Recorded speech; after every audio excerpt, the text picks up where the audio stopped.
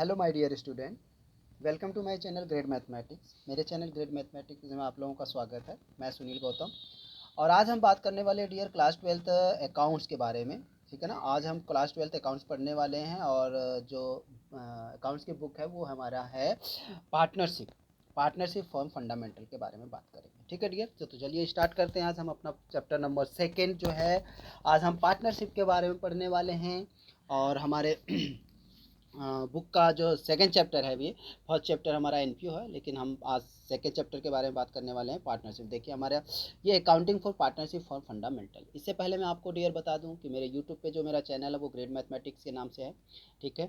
और ये मेरा मोबाइल नंबर है। अगर आपको कोई भी कमेंट करनी हो या कोई डाउट है तो आप हमारे इस नंबर पर जाके संपर्क कर सकते हैं। ठीक है डियर। चलिए स्टार्ट करते हैं।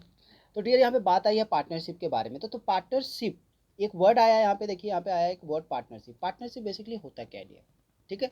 तो पार्टनरशिप के बारे में अगर बात करें कि पार्टनरशिप होता क्या है, तो पार्टनरशिप की जो डेफिनेशन है कि मीनिंग ऑफ पार्टनरशिप बताइए। तो मीनिंग ऑफ पार्टनरशिप क्या होता है dear? According to section 4 of the Indian Partnership Act 1932। तो डियर अगर मैं आपसे कहूँ कि ये जो दिया हुआ है इंडियन पार्टनरशिप 1932, एक तरह का ये लॉ होता है। क्या होता है डियर? एक तरह का ये लॉ है। ठीक है। और ये लॉ कहता क्या है कि according to section 4 of the Indian Partnership Act 1932 कहता है कि partnership is the relation between two और मोर पर्सन। ठीक है डियर। अब ध्यान दीजिएगा, यहाँ पे पर्सन्स है, यानी दो और दो से ज्यादा पर्सन्स। रिलेशन का मतलब क्या होता है डियर? रिलेशन का मतलब होता है संबंध। क्या होता है? संबंध। यानी कि कहने का मतलब होता है कि पार्टनरशिप दो या दो से ज्यादा लोगों के बीच का एक रिलेशन है, संबंध है। Who have agreed to share the profits of a business carried on by all or any one of them acting for all।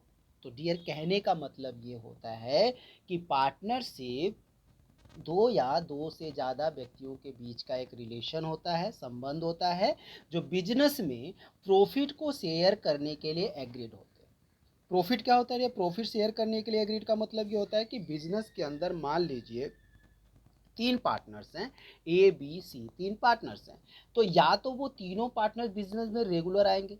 ठीक है डियर, रेगुलर बिजनेस में आएंगे, तीनों काम करेंगे सबके लिए और प्रॉफिट को डिस्ट्रीब्यूट करेंगे। ठीक है डियर। या फिर उनमें से, यहाँ पे देखिए एक वर्ड लास्ट में दिया, one of them acting for all, या उनमें से कोई एक बंदा रेगुलर आ रहा है, बाकी के जो दो कह रहे हैं कि भाई हम कैपिटल तो लगा देंगे, बिजनेस में पैसा लगा देंगे, लेकिन हमारा आना बिजनेस के अंदर रेगुलर पॉसिबल नहीं है।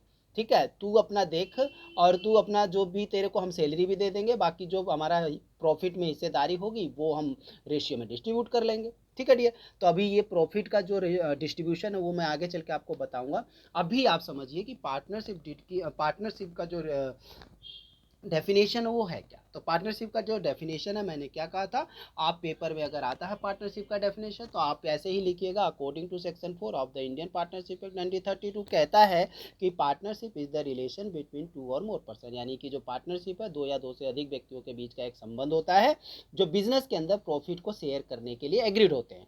या उनमें से तीनों, जैसे तीन पार्टनर है तो तीनों बिजनेस करेंगे या तीनों बिजनेस में हिस्सेदारी लेंगे, या उनमें से एक उनके लिए भी काम करेगा, लेकिन प्रॉफिट उनमें जिस रेशियो में प्रॉफिट को डिस्ट्रीब्यूट करना होगा वो आगे चल के प्रॉफिट को डिस्ट्रीब्यूट करेंगे। यहाँ तक समझ में आ गया डियर? तो चलिए आगे बात करते हैं। यहाँ पे कुछ इसेंशियल फीचर्स होते हैं, इसेंशियल फीचर्स कह लो या कैरेक्टरिस्टिक कह लो। ठीक है ना। Characteristics of partnership. तो पार्टनरशिप के कुछ कैरेक्टर्स भी होते हैं। वो कौन कौन से कैरेक्टर होते हैं डियर, वो मैं बताता हूँ आपको। देखिए यहाँ पे दे रखा है, सबसे पहले नंबर पे क्या होता है, सबसे पहले नंबर पे जो पार्टनरशिप का कैरेक्टरिस्टिक्स है वो है टू और मोर पर्सन। देखो पार्टनरशिप करना है तो डियर, पार्टनरशिप के लिए ना दो व्यक्तियों का होना बहुत जरूरी है। ठीक है। पार्टनरशिप अकेले कभी नहीं की जाती है। पार्टनरशिप जो होती है वो अकेले कभी नहीं की जाती है। तो दो और दो से ज़्यादा पर्सन होने चाहिए। तो देखिए यहाँ पे लिखा हुआ टू और मोर पर्सन। तो टू और मोर पर्सन के बारे में बात कही गई है कि there must be at least two person to form a partnership, and all such person must be competent to contract according to Indian Contract Act 1872 के according every person expect the following are competent to contract. ठीक है dear, यानी कि हर Indian contract act 1872 कहता है कि every person, partnership के अंदर एवरी पर्सन इस चीज़ को फॉलो करना चाहिए, कंपटेंट को फॉलो करना चाहिए। वो कौन कौन सा भाई? पहला तो ये होना चाहिए कि पार्टनर माइनर नहीं होना चाहिए, पार्टनरशिप के अंदर पार्टनर माइनर नहीं होना चाहिए। ठीक है डियर। सेकेंड नंबर पे आना चाहिए कि पर्सन ऑफ अनसाउंड माइंड, यानी कि दूसरा पर्सन ऐसा नहीं पार्टनरशिप में आ सकता है जो मेंटली, मतलब कहने का मतलब है दिमागी दिमागी मतलब उसका दिमागी संतुलन सही ना हो। ठीक है, सीधी सी बात है कि दिमागी संतुलन सही ना हो। ठीक है, अनसाउंड माइंड हो, तो वो बंदा भी पार्टनरशिप में भाग नहीं ले सकता। और तीसरा बंदा वो होता है जो पार्टनरशिप में भाग नहीं ले सकता, वो होता है कि person disqualified by any law. कानूनी तौर पे, कोई भी कानूनी तौर पे अगर उसे डिसक्वालीफाइड, किसी बंदे को डिसक्वालीफाइड किया गया तो वो भी पार्टनरशिप का हिस्सेदार नहीं हो सकता, वो भी कभी पार्टनरशिप नहीं कर सकता। बात समझ में आ गई यहाँ तक? ठीक है, तो अब आता है हमारे पास अगला जो है वो है मैक्सिमम नंबर्स ऑफ पार्टनर, यानी कि एक पार्टनरशिप जब चालू होती है तो मैक्सिमम कितने पार्टनर्स को लगाया जाता है, कितने पार्टनर्स मतलब पार्टिसिपेट करते हैं।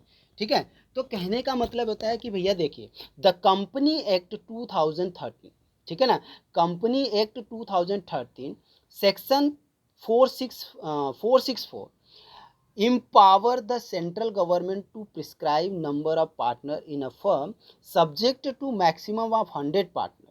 The central government has the prescribed maximum number of partner in a firm to be 50.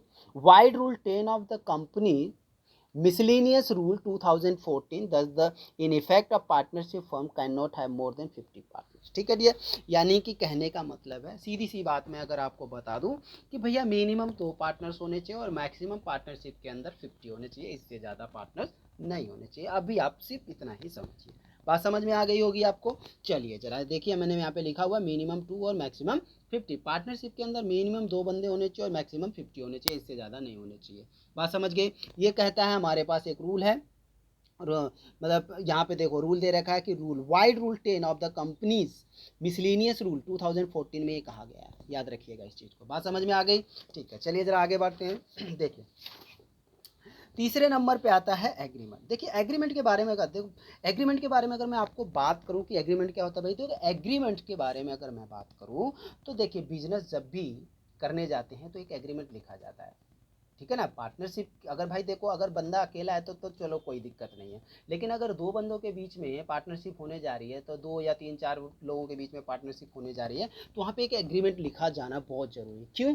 Agreement से क्या हो जाता है ना कि एग्रीमेंट से सेटलमेंट करना आसान हो जाता है। भाई चलो जितने दिन के लिए आप पार्टनरशिप कर रहे हो, ठीक है, सपोज मान लो हमने साल भर के लिए पार्टनरशिप कर लिया, और साल भर में पार्टनरशिप किया, भाई किसी ने टाइम खूब दिया बिजनेस को, किसी ने टाइम कम दिया, ठीक है ना, और किसी ने कैपिटल खूब लगाए हैं, किसी ने कैपिटल कम लगाए हैं, तो भाई सेटलमेंट, भाई अगर एग्रीमेंट लिखा रहेगा तो दिक्कत नहीं आएगी आगे जाके सेटलमेंट करने पे। नहीं तो जब एग्रीमेंट नहीं लिखा रहता है तो सेटलमेंट करने में आगे आके दिक्कत हो जाती है कि यार मैंने तो इतना काम किया, मैंने इतने कैपिटल लगाया, प्रॉफिट मेरा ज़्यादा होगा। ठीक है ना, तो ये बहुत सारे मतलब कहने का मतलब बहुत सारे प्रॉब्लम्स क्रिएट हो जाते हैं, तो इसलिए एक एग्रीमेंट बनाया जाता है। क्या बनाया जाता है डियर? एग्रीमेंट बनाया जाता है। तो एग्रीमेंट अगर मैं बात करूँ एग्रीमेंट के बारे में, देखिए एग्रीमेंट क्या दे रहा है कि partnership comes into existence by an agreement either written or oral। यानी एग्रीमेंट 2 तरह के होते हैं, एक ओरल भी होता है और एक रिटन भी होता है। बात समझ में आ रही है डियर? तो ओरल तो नहीं चलता है, देखो बिजनेस के अंदर ओरल एग्रीमेंट नहीं चलता है, बिजनेस के अंदर रिटन एग्रीमेंट, हमेशा रिटन एग्रीमेंट चलता है। बात समझ लीजिए, यहाँ पे समझ में आ रही है?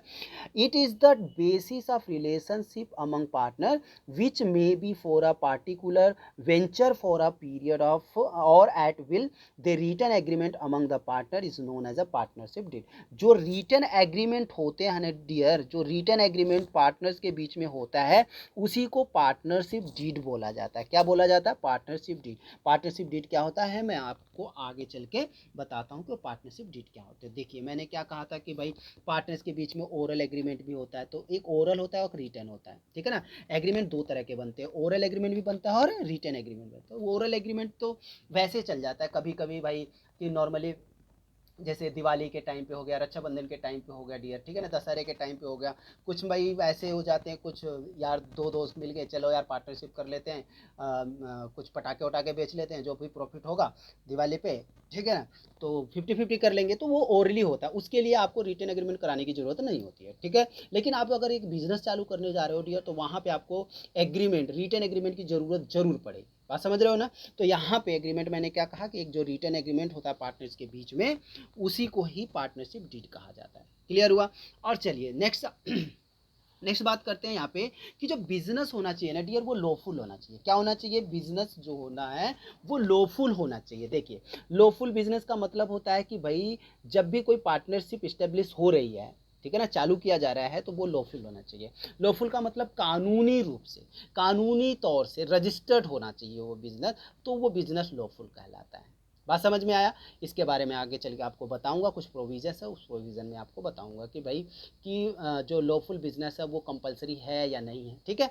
तो अभी सबसे सबसे पहले तो ये समझिए, देखिए बिजनेस क्या होता है। एक देखिए, एक बिजनेस होता है डियर, बिजनेस में क्या क्या चीज़ों को इंक्लूड करते हैं, बिजनेस में क्या क्या चीज़ों को इंक्लूड नहीं करते हैं। तो देखिए, बिजनेस के अंदर business include trade. Trade means होता है डियर व्यापार। वोकेशन मीन्स होता है पेशा, और प्रोफेशन मीन्स होता है व्यवसाय। तो ये सारे जो होते हैं ये बिजनेस में इंक्लूड होते हैं, क्योंकि ये इकोनॉमिक्स एक्टिविटीज से ये सारे इकोनॉमिक्स एक्टिविटीज़ माने गए हैं। देखिए, ट्रेड जो है वो इकोनॉमिक्स एक्टिविटीज़ होती है, वोकेशन जो है वो भी एक इकोनॉमिक्स एक्टिविटीज़ है, प्रोफेशन है वो भी इकोनॉमिक एक्टिविटीज़ है। बात समझ में आ रही है ना। तो जितने भी, अगर मैं आपसे कहूँ कि जितने भी इकोनॉमिक्स एक्टिविटीज़ होती हैं वो बिजनेस में इंक्लूड होती हैं।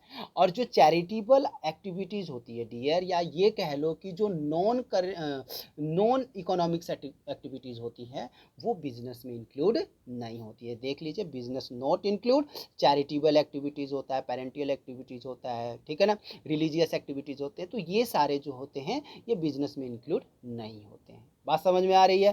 ठीक है, चलिए आज आगे बात करते हैं यहाँ पे। नेक्स्ट अब आता है यहाँ पे कि शेयरिंग प्रॉफिट।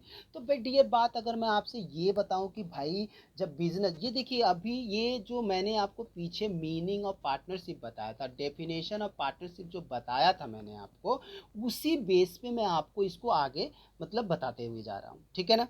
तो यहाँ पे बात आती है कि भाई प्रॉफिट, वहाँ पे देखिए डेफिनेशन में प्रॉफिट को शेयर कर रहे थे, तो प्रॉफिट शेयर कैसे करना है डियर। और देखिए यहाँ पे कुछ ऑप्शंस होते हैं। अगर क्वेश्चन में प्रॉफिट गिवन है कि इस रेशियो में पार्टनर्स में प्रॉफिट डिस्ट्रीब्यूट कर दो, अदरवाइज प्रॉफिट डिस्ट्रीब्यूट नहीं, मतलब क्वेश्चन में कुछ भी गिवन नहीं है, बिल्कुल साइलेंस क्वेश्चन कह रहा है, तो वहाँ पे प्रॉफिट, जैसे 3 पार्टनर तो तीनों पार्टनर को 1:1 रेशियो में प्रॉफिट को डिस्ट्रीब्यूट कर, यानी कि कहने का मतलब ये होगा कि जो प्रॉफिट होगा डियर वो इक्वली होगा। क्या होगा? इक्वली होगा। बात समझ में आ रहा है ना। जो प्रॉफिट को डिस्ट्रीब्यूट किया जाएगा वो इक्वली डिस्ट्रीब्यूट किया जाएगा। क्लियर हुआ कॉन्सेप्ट आपको? ठीक है। तो यहाँ पे प्रॉफिट को क्या करेंगे, अगर क्वेश्चन के अंदर प्रोविजन गिवन है कि पार्टनर्स को प्रॉफिट इस रेशियो में दीजिए, तो आप उस रेशियो से आप प्रॉफिट डिस्ट्रीब्यूट कर दीजिए। अदरवाइज कुछ भी गिवन नहीं है, तब वहाँ पे प्रॉफिट को आप इक्वली डिस्ट्रीब्यूट करोगे पार्टनर्स के बीच में। बात समझ में आ रही है। ठीक है, चलिए आगे बात करते हैं जरा। यहाँ पे मैंने कहा कि देखो, बिजनेस जो होना चाहिए वो कैरिड होना चाहिए, चलता हुआ बिजनेस होना चाहिए। ये नहीं कि भाई मैंने बिजनेस को रजिस्टर करा लिया, बिजनेस को रजिस्टर करा लिया और बिजनेस में सटर, मतलब बिजनेस को ताला मार के रख रखा है, बस बिजनेस चालू नहीं है, बस बिजनेस रजिस्टर करा लिया, पार्टनरशिप चालू हो गई, ठीक है, लेकिन बिजनेस रन में नहीं है, तो ये गलत होता है, तो वो बिजनेस नहीं कहलाता है, ठीक है जी, वो पार्टनरशिप नहीं कहलाता है। तो मैं बात करता हूँ यहाँ पे, देखिए कि business carried on by all or any of them acting for all, यानी कि मैंने कहा था कि बिजनेस के अंदर जो डेफिनेशन बताया था मैंने, डेफिनेशन ऑफ पार्टनरशिप या मीनिंग ऑफ पार्टनरशिप कह लो, तो उसमें मैंने कहा था कि भाई या तो 3 पार्टनर्स थे, मैंने बोला ABC 3 पार्टनर है, तो तीनों बिजनेस में आ रहे हैं, तीनों काम करेंगे सबके लिए और प्रॉफिट को डिस्ट्रीब्यूट करेंगे, ठीक है डियर। अदरवाइज उनमें से कह रहे हैं, 2 कह रहे हैं कि भाई मेरे पास इतना टाइम नहीं है, मैं पैसा तो लगा सकता हूँ बिजनेस में लेकिन टाइम नहीं दे सकता हूँ, ठीक है ना।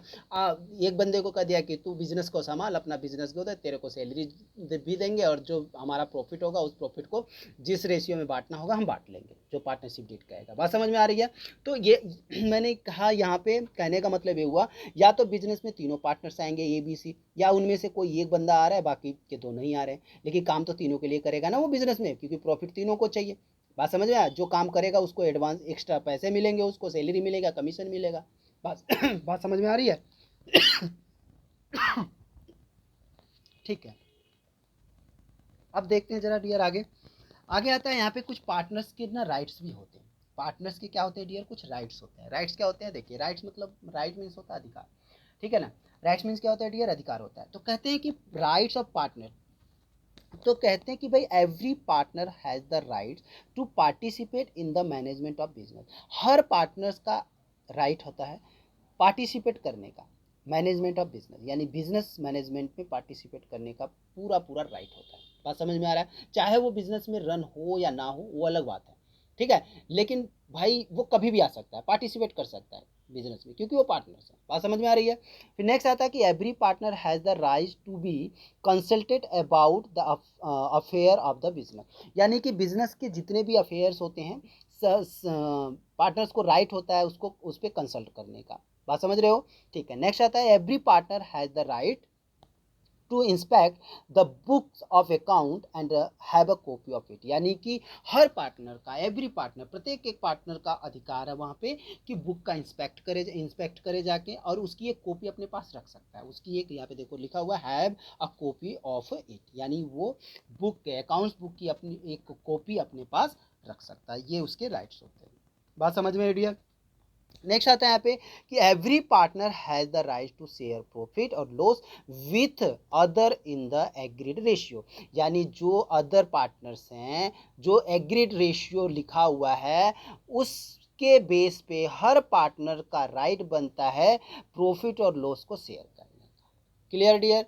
आगे बात करते हैं यहाँ पे, देखिए आगे हमें यहाँ पे दे रखा, if a partner has advance loan he has the right to receive interest thereon at an agreed rate of interest. In case the rate interest is not agreed, interest is paid at the rate provided in the Indian Partnership Act 1932 at the rate 6% per annum. तो सीधी सी बात मैं आपको बता दूं dear कि Indian Partnership Act 1932 कहता है, section 4 कहता है कि भैया अगर कोई पार्टनर्स फर्म को लोन दे रहा है तो उसे कंपनी पर एनुमम के हिसाब से, यानी 6% पर एनुमम के हिसाब से इंटरेस्ट देगी। बात समझ में आ गया? बस इतना समझ लीजिएगा। ये आपका एक तरह से, आप ये चल के आपको आगे ऑप्शंस में भी बताऊंगा, मतलब ऑप्शंस ऑफ पार्टनरशिप डीड में भी ये मिलेगा ये आपको। लेकिन अभी ये समझिए कि इंडियन पार्टनरशिप एक्ट 1932 कहता है कि जब भी कोई पार्टनर्स फर्म को लोन दे रहा है, ठीक है, लोन का मतलब समझ रहे हो ना? लोन क्या होता है? एक तरह से लाइबिलिटीज, फर्म के लिए लाइबिलिटीज हो जाती है। अगर वो चाहे वो बाहर से ले या चाहे वो पार्टनर से ही ले रहा है तो फर्म के लिए वो लाइबिलिटीज बन जाती है, तो लाइबिलिटीज चुकानी पड़ेगी। तो लाइबिलिटीज जब लोगे आप, जैसे आप बाहर से भी लोगे तो भी इंटरेस्ट देना पड़ेगा। अगर आप पार्टनर से ले रहे हो तो पार्टनर्स को कंपनी, जो पार्टनरशिप एक्ट है वो कहता है कि भैया 6% पर एनुअल के हिसाब से उसे लोन दिया जाएगा। बात समझ रहे हो ना? ठीक है, चलिए आगे बात करते हैं यहाँ पे।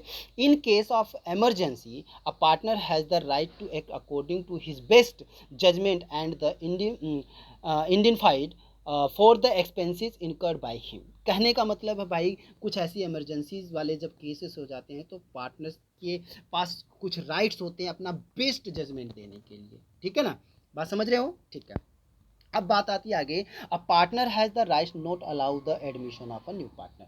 जब तक सारे पार्टनर अलाउ नहीं होंगे कोई भी नया पार्टनर एडमिशन पार्टनरशिप के अंदर नहीं ले सकता। ये चीज़ें याद रखिएगा। तो मैंने यहाँ पे देखो लिख रखा, partner has the right not to allow the admission of new partner, यानी कि जब तक भाई पार्टनर्स के पास राइट्स होते हैं अलाउ करने के लिए, कि भाई अगर कोई मान लो ABC 3 पार्टनर्स हैं तो C अपना एक कोई दोस्त लेके आ रहा है, करा कि भाई इसको भी पार्टनरशिप में रख लीजिए, तो भाई सीधी सी बात है दो राजी नहीं है तो C नहीं रख सकता उसे।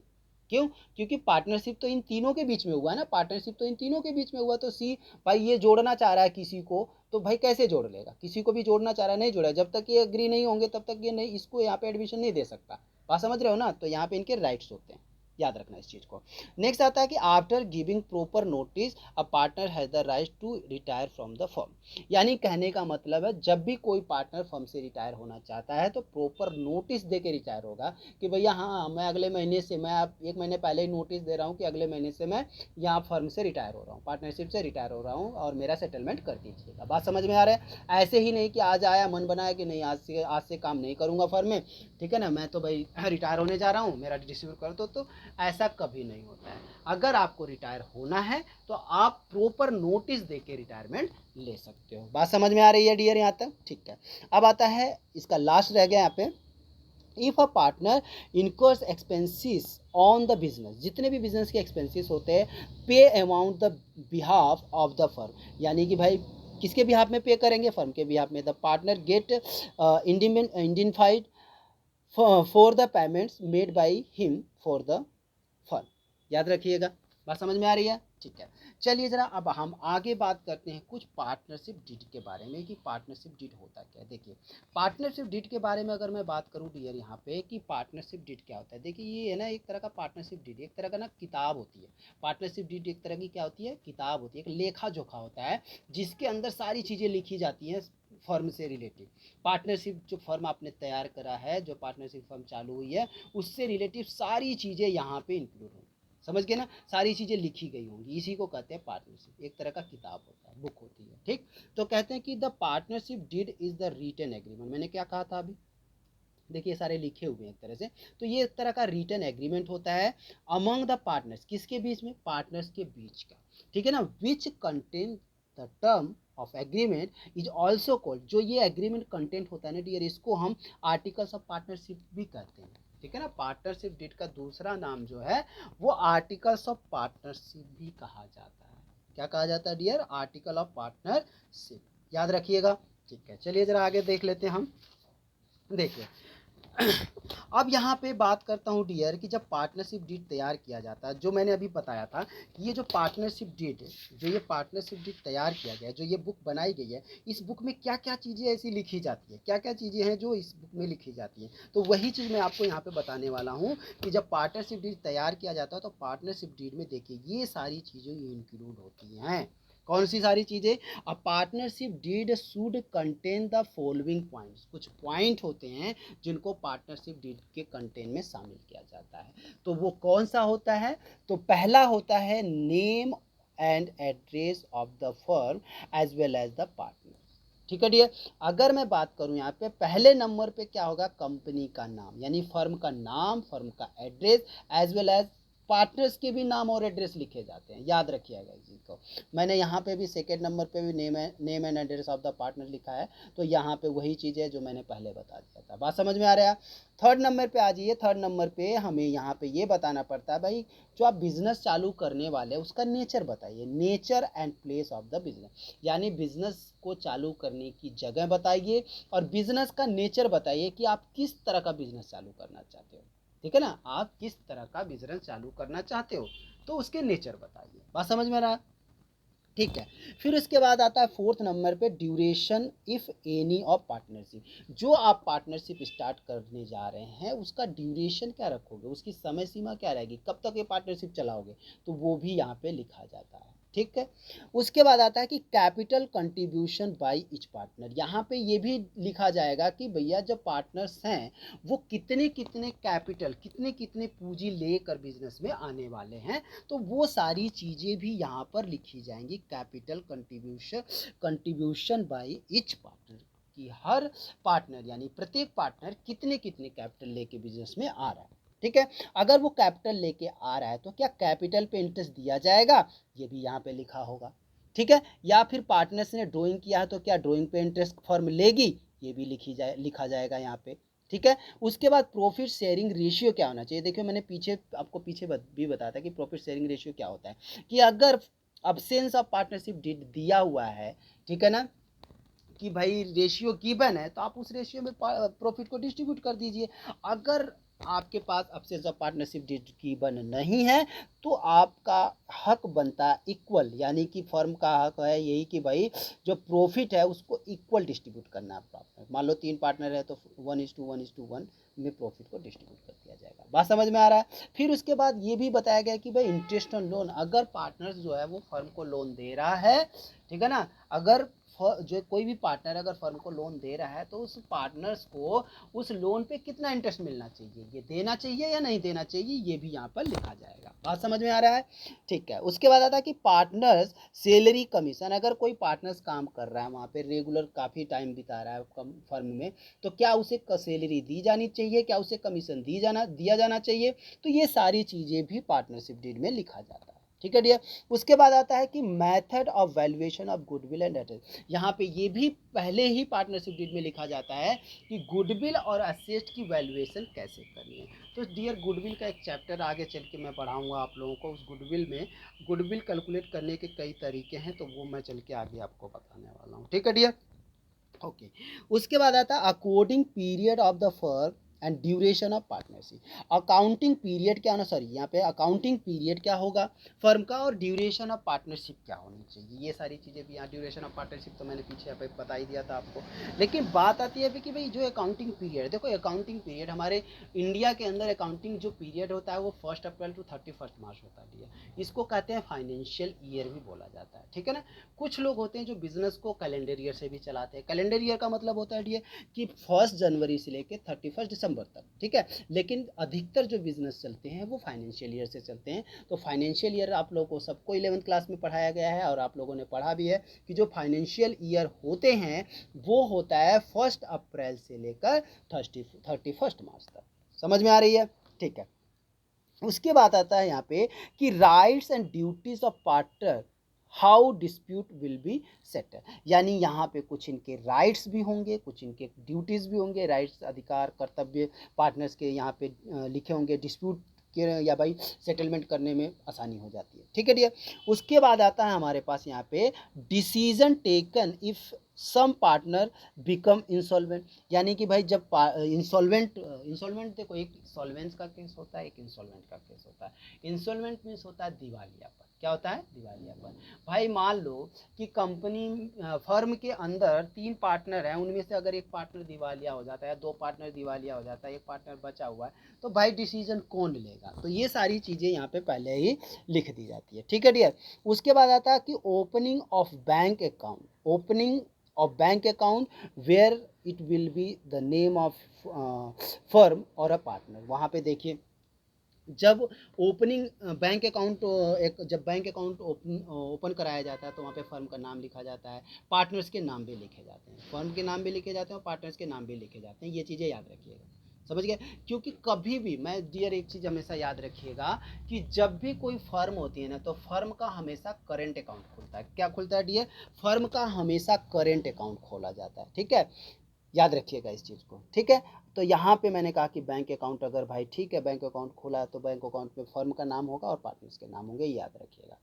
Rule to be followed in case the admission settlement accounts of retirement और डेथ ऑफ पार्टनर। भाई यहाँ पे कुछ रूल को भी फॉलो करना पड़ेगा एडमिशन करते समय, कि भाई अगर नए पार्टनर्स को एडमिशन करा रहे हैं तो क्या रूल फॉलो करना है, अगर सेटलमेंट करा रहे हैं तो क्या फॉलो करना है, रिटायरमेंट हो रहा है पार्टनर या डेथ हो गया पार्टनर का तो किस तरह से सेटलमेंट करना है, तो ये सारे रूल को फॉलो करना पड़ेगा। ये भी चीज़ें यहाँ पे पहले से लिखी होती है, ठीक है डियर। उसके बाद आता है revaluation of assets and liabilities, यानी कि भाई कहने का मतलब एसेट्स और लायबिलिटीज़ को किस तरह से रेसेस करना है, ये सारी चीज़ें भी पहले से यहाँ पे लिखी जाएंगी, ठीक है ना। इसके बारे में मैं आपको बताऊंगा आगे चल के। फिर उसके बाद आता है method of recording of a firm account, यानी कि फर्म का जो अकाउंट है वो किस मेथड से रिकॉर्ड किया जाएगा, ये सारी चीज़ें होगी। और ऑडिटिंग होगी यहाँ पे। और फिर उसके बाद date of commencement of the partnership, यानी कि जब बिजनेस को स्टार्ट करने जा रहे हो तो आप वहाँ पे कमेंसमेंट करने जा रहे हो तो वो डेट क्या होगी, वो भी सारी चीज़ें यहाँ पे पहले से ही पार्टनरशिप डीड में लिखी जाएंगी, ठीक है डियर। चलिए यहाँ तक तो उम्मीद करता हूँ आप लोगों को समझ में आ गया होगा। अब बात करते हैं जरा आगे की। हम आगे हमारे पास दे रखा है बेनिफिट ऑफ पार्टनरशिप डीड, यानी कि पार्टनरशिप डीड जब हम करते हैं तो उसके हमें मतलब प्रॉफिट क्या मिलते हैं, बेनिफिट क्या मिलते हैं। बेनिफिट ऑफ पार्टनरशिप डीड क्या होता है, तो देखिए सबसे पहले नंबर पे अगर मैं बात करूँ, it regulate the rights duties and liabilities of इस पार्टनर, यानी कि हर पार्टनर के, प्रत्येक एक पार्टनर के राइट ड्यूटीज और लायबिलिटीज के बारे में जो पार्टनरशिप डीड होता है ये रेगुलेट करता है, दिखाता है लोगों को, समझ रहे हो ना, शो करता है, याद रखिएगा इस चीज़ को।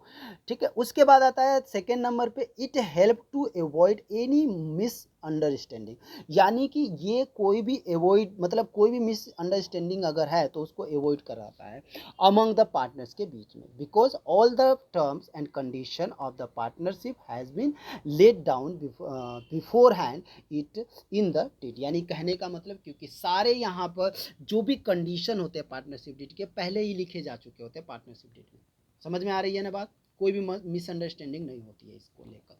ठीक, उसके बाद आता है थर्ड नंबर पे, any dispute among the partners may be settled easily as the partnership deed may be readily refer to, यानी हेंस अगर मैं आपको यहाँ पे बताऊं dear, it is always best course to have a written agreement. अगर मैं बात करूँ यहाँ पे बेस्ट कोर्स ऑफ एग्रीमेंट के, तो रिटन एग्रीमेंट हमारा जो है, रिटन एग्रीमेंट यानी written partnership deed duly sign by all the partner and the register under act, register under the act, जो पार्टनरशिप डिड जो है पार्टनरशिप एक्ट 1932 के अंदर ये रजिस्टर किया जाता है।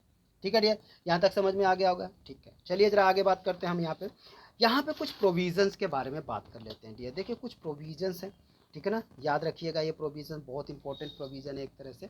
तो यहाँ पे दे रखा है कि provision affecting accounting treatment in the absence of partnership deed, या इसको प्रोविज़न कह लो या फिर इसको अब्सेंस ऑफ पार्टनरशिप डीड कह लो। तो कहते हैं in the absence of partnership deed of where it is silent, that is it does not have a clause in respect of the following matter, the provision of the Indian Partnership Act 1932 apply, यानी कि provision of the Indian Partnership Act 1932 apply करता है इस चीज़ को। कुछ matters होते हैं, उस मैटर को पार्टनर्स इंडियन पार्टनरशिप 1932 अप्लाई करता है। जैसे पहला मैटर अगर आपके पास दे रखा है, जैसे कि शेयरिंग ऑफ प्रॉफिट और लॉसेज, कि भैया अगर मान लो यहाँ पे मैंने क्या कहा कि अब्सेंस ऑफ पार्टनरशिप डीड है, अगर ये साइलेंटली है, देखिए अगर ये साइलेंट है मतलब कि अगर क्वेश्चन के अंदर ये नहीं बताया है कि प्रॉफिट और लॉस किस रेशियो में पार्टनर्स को देना है, तो इंडियन पार्टनरशिप एक्ट 1932 कहता है कि बस दो इक्वली डिस्ट्रीब्यूट कर दो डियर, क्या कर दो, इक्वली डिस्ट्रीब्यूट। अगर साइलेंट क्वेश्चन है तो profit loss are share equally by the partner, जो भी पार्टनर होगा, अगर मान लो दो पार्टनर है तो 50-50, अगर तीन पार्टनर है तो 1:1:1 में उनको प्रॉफिट को डिस्ट्रीब्यूट कर दिया जाता है। कब किया जाता है, जब क्वेश्चन साइलेंट हो, जब क्वेश्चन में ये ना कहा हो कि किस पार्टनर को कितना किस रेशियो से प्रॉफिट डिस्ट्रीब्यूट करना है। ठीक है डियर, यहाँ तक समझ में आ गया। ठीक है, आगे बात करते हैं इंटरेस्ट ऑन कैपिटल। भाई अगर क्वेश्चन साइलेंट है और ये नहीं कहा गया है कि पार्टनर्स को कैपिटल पे इंटरेस्ट दिया जाएगा, तो वहाँ पे फर्म पार्टनर्स को कैपिटल पर इंटरेस्ट अलाउ नहीं करती है। ठीक है ना, कैपिटल पर इंटरेस्ट अलाउ नहीं करती है, ये चीज़ें याद रखिएगा। देखिए यहाँ पे दिया हुआ है कि interest on capital is not paid to the partner, partner paid नहीं करेगा, यानी कि अलाउड नहीं है। बात समझ में आ गया। नेक्स्ट यहाँ पे आता है कि इंटरेस्ट ऑन ड्रॉइंग, तो इंटरेस्ट ऑन ड्रॉइंग जब क्वेश्चन साइलेंट है, जब क्वेश्चन साइलेंट है और क्वेश्चन में ये नहीं कहा गया है कि भैया अगर पार्टनर ने ड्राइंग करा है तो ड्राइंग पे इंटरेस्ट देना चाहिए, नहीं बोल रखा है, साइलेंट है, तो सीधी सी बात है डियर कि यहाँ पर interest is drawing is not charge from the partner, यानी कि फ्रॉम पार्टनर से फर्म जो है इंटरेस्ट ऑन ड्राइंग चार्ज नहीं करती है। बात समझ में आ रही है। ठीक है, आगे दिया कि interest on advance loan by a partner, अगर किसी पार्टनर ने फर्म को लोन दिया, देखिए interest on advance loan by the partner, अगर किसी पार्टनर ने फर्म को लोन दिया है तो क्या उसे इंटरेस्ट मिलना चाहिए? तो मैंने अभी पीछे भी आपको थोड़ा सा हिंट दिया था डियर कि बिल्कुल मिलना चाहिए, लेकिन किसके प्रोविजन से? Provision of the Indian Partnership act. क्या कहता है? Provision of the Indian Partnership Act 1932 कहता है कि अगर कोई पार्टनर फर्म को लोन देता है तो interest on loan by partner is paid, allow होता है 6% पर एनुम। कितना? सिर्फ 6%, याद रखिएगा, ठीक है ना। अगर पार्टनर्स ने, मान लो किसी पार्टनर ने 30,000 रुपया अगर फर्म को लोन दिया और कह रहा है कि भैया मुझे 10% के हिसाब से इंटरेस्ट चाहिए, तो वो उसका हकदार नहीं है। क्यों? क्योंकि provision of the Indian Partnership act कह चुका है कि भैया 1932 कह रहा है कि भैया अगर कोई पार्टनर्स अगर फर्म को लोन देता है तो उसे सिर्फ पर एनुअम 6% ही इंटरेस्ट मिलेगा उस पर। बात समझ में आ रही है? वो अपनी मन मर्जी से इंटरेस्ट लोन नहीं ले सकता। हाँ, अगर अगर साइलेंटली है, देखिए अगर सीधी सी बात है, अगर लिखा है तब तो देगा, सीधी सी बात, मेरी बात सुनिए, अगर लिखा है तब तो देगा, अगर लिखा नहीं है तो सीधी सी बात है, अगर क्वेश्चन साइलेंट है तो सीधी सी बात है कि उसे 6% पर एनुअम के हिसाब से मिलेगा। ये चीज़ें याद रखिएगा। बात समझ में आ गई होगी? ठीक है। अब एक आता है यहाँ पे नेक्स्ट कि रिम्यूनरेशन टू पार्टनर, यानी रिम्यूनरेशन टू पार्टनर। रिम्यूनरेशन का मतलब होता है भाई कि क्या पार्टनर्स को कुछ बेनिफिट मिलेगा। रिम्यूनरेशन मीन्स होता है बेनिफिट। बेनिफिट मतलब है क्या? सैलरी, कमीशन, ये सब चीज़ें मिलेंगी। तो भाई अगर क्वेश्चन साइलेंट है, अगर क्वेश्चन साइलेंट है तो क्वेश्चन साइलेंट में क्या है कि पार्टनर्स को सैलरी और कमीशन नहीं दिया जाएगा। अगर क्वेश्चन में गिवन है कि हाँ भाई पार्टनर्स को इतनी सैलरी, पार्टनर को इतना कमीशन है, तो दे दीजिए। अगर नहीं है तो सीधी सी बात है, मैं आपको बताऊंगा कि भाई कि कोई भी सैलरी, कोई भी कमीशन पार्टनर्स को दिया नहीं जाएगा। बात समझ में आ रही है? ठीक है। अगला आता है कि एडमिशन ऑफ पार्टनर। पार्टनर्स का एडमिशन, एडमिशन ऑफ पार्टनर्स के बारे में तो मैंने कहा new partners can not be admitted unless all the partner agree to it. यानी कि कहने का मतलब तब तक कोई नया पार्टनर फर्म के अंदर, पार्टनरशिप डीड के अंदर, पार्टनरशिप में एंटर नहीं हो सकता जब तक सारे पार्टनर, देखिए यहाँ पे बोला ना पार्टनर एग्रीड टू, यानी ऑल द पार्टनर, जब तक सारे पार्टनर एग्रीड नहीं होंगे तब तक कोई नया पार्टनर एडमिशन नहीं ले सकता पार्टनरशिप। बात समझ में आ रही है?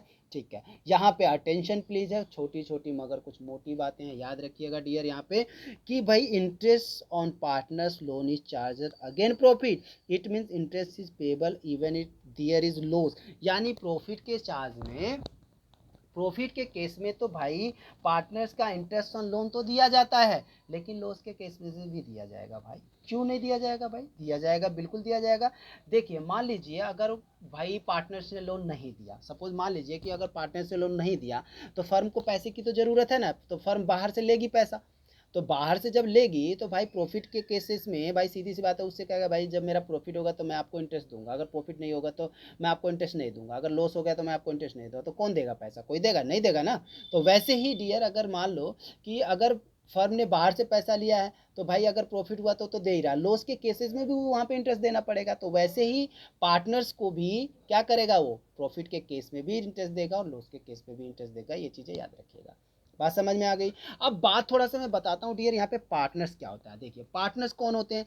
The person who have enter into a partnership, वो पर्सन जो पार्टनरशिप में एंटर होते हैं with one another or individually, एक एक करके उन्हीं को कहते हैं पार्टनर। इंडिविजुअली कॉल्ड पार्टनर्स, उनको क्या कहा जाता है? पार्टनर्स कहा जाता है। बात समझ में आ रही है? ठीक है। अब बात आती है यहाँ पे पार्टनर। देखिए यहाँ पे ए बी सी 3 पार्टनर है, मैंने कहा यहाँ पे 3 पार्टनर है, 3 पार्टनर्स आए फर्म में तो इनको हमने क्या कहा? पार्टनर्स का नाम दे दिया। क्या हो गया? ये तीनों के तीनों जो बिल जुड़ गए एक साथ तो ये पार्टनर्स हो गए। क्या हो गया डियर? ये पार्टनर्स हो गए। बात समझ गए?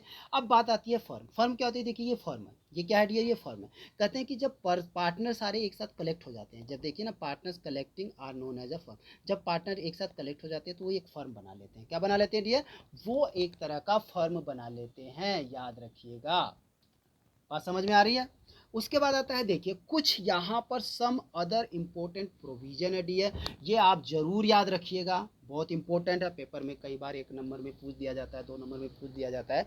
सम other important provision of the Indian Partnership Act 1932 कहता है कि if all partner agreed a minor may be admitted the for the benefit of partnership. ठीक है, यानी कि भाई इंडियन पार्टनरशिप एक्ट 1932 सेक्शन 30 कहता है कि आप एक माइनर को एडमिशन दे सकते हो, एक माइनर को एडमिशन दे सकते हो बशर्ते जब सारे पार्टनर एग्रीड होते हैं। माइनर बिजनेस में कहने का मतलब है जो माइनर होता है पार्टनरशिप का बेनिफिट ले सकता है, एडमिशन ले सकता है बशर्ते जब सारे पार्टनर्स यानी ए बी सी तीनों पार्टनर, यहाँ पे दिया ए बी सी तीनों पार्टनर्स अगर यहाँ पे ए बी सी तीनों पार्टनर अगर एग्रीड है कि भाई हम माइनर को एडमिशन दे सकते हैं तो वो बेनिफिट ले सकता है। बात समझ गए? कौन कहता है? पार्टनरशिप एक्ट यानी कि पार्टनरशिप एक्ट 1932 यानी इंडियन पार्टनरशिप एक्ट 1932 सेक्शन 30 कहता है। अब जब सेक्शन 30 ये लो है एक तरह का, जब आप सेक्शन 30 में जाओगे तो आपको वहाँ पे पूरा डिटेल में ये सब सारी चीज़ें मिल जाएंगी। ठीक है डियर, अब बात करते हैं यहाँ पे दूसरे प्रोविजन के बारे में।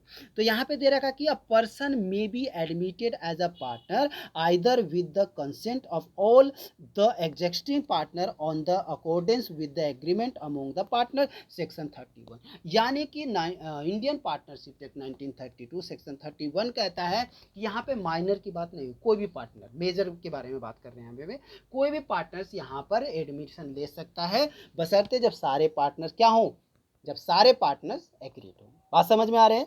और वो भी एग्रीमेंट के according, agreement among the partners. बात समझ में आ रही है? ठीक है।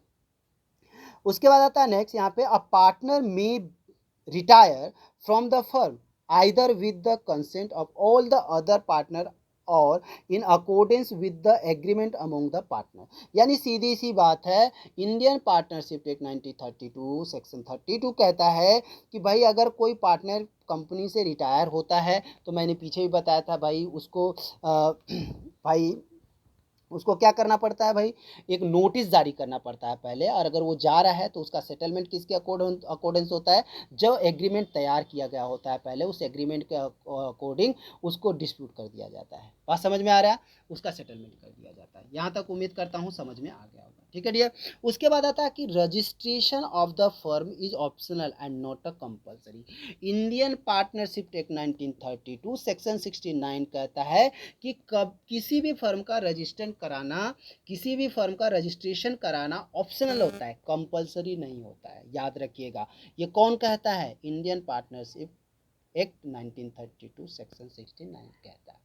ठीक है डियर, उसके बाद आती है बात यहाँ पे कि unless otherwise agreed by the partner in a partnership deed a firm is dissolve on the death of a partner. यानी कि इंडियन पार्टनरशिप एक्ट 1932 सेक्शन 35 कहता है कि भाई कोई भी पार्टनर, अगर सीधी सी बात है कोई भी पार्टनर की डेथ हो जाती है तो उसको डिसॉल्व करना, फर्म से डिसॉल्व करने के लिए आपको section 35 Indian Partnership Act 1932 section 35 में जाइए, वहाँ पे पढ़िए, वहाँ पे लिखा होगा आपको बशर्ते सारी चीज़ें।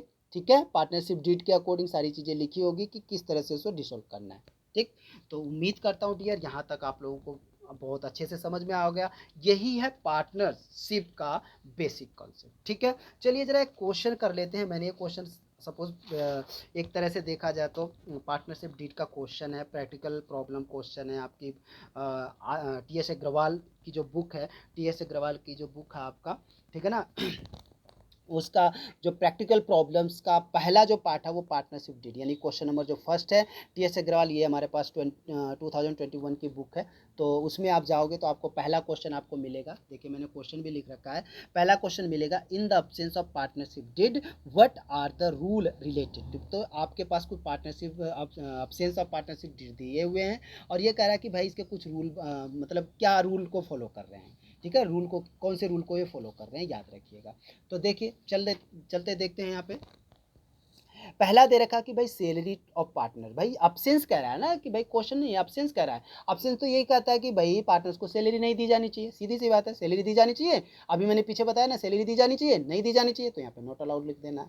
इंटरेस्ट ऑफ पार्टनर्स कैपिटल, तो अब्सेंस ऑफ पार्टनरशिप डीड कहता है कि नहीं, पार्टनर्स के कैपिटल को इंटरेस्ट भी नहीं देना चाहिए, तो यहाँ पे नॉट अलाउड होगा। ठीक है ना डियर, समझ में आ रही है बात? ओके। उसके बाद आता है भाई कि इंटरेस्ट ऑन पार्टनर्स कैपिटल, तो ये मैंने आपको बता दिया not allowed. Interest on partner loan, बिल्कुल मैंने कहा था partner absence of partnership deed कहता है कि भाई इंडियन, ठीक है ना, इंडियन पार्टनरशिप इन 1932 कहता है कि भैया अगर कोई पार्टनर फर्म को लोन दिया है तो उसे 6% पर एनम के हिसाब से क्या दिया जाता है, इंटरेस्ट दिया जाता है। बात समझ में आ रही है?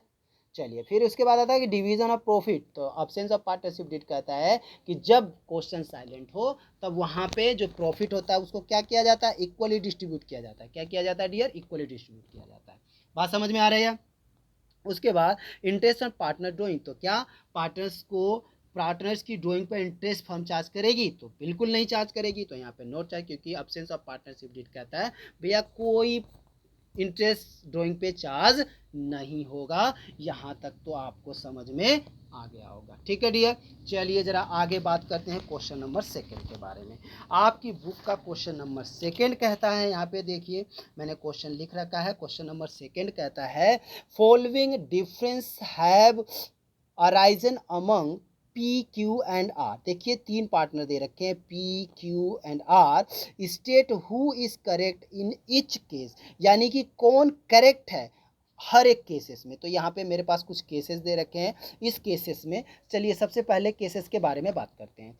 सबसे पहला जो केसेस डियर यहाँ पे दे रखा है कि P use 20,000 belonging to the firm and made a profit 5,000, Q and R want to amount to be given to the firm। देखिए यहाँ पे क्वेश्चन कह रहा है कि P Q R तीन पार्टनर हैं, तो P ने क्या कहा कि भाई मैं वो P ने फर्म से 20,000 रुपये लेके गया, ठीक है ना, 20,000 रुपये लेके जाता है, पर्सनली 20,000 रुपये लेके जाता है और 5,000 रुपया प्रॉफिट कमा के लेके आता है।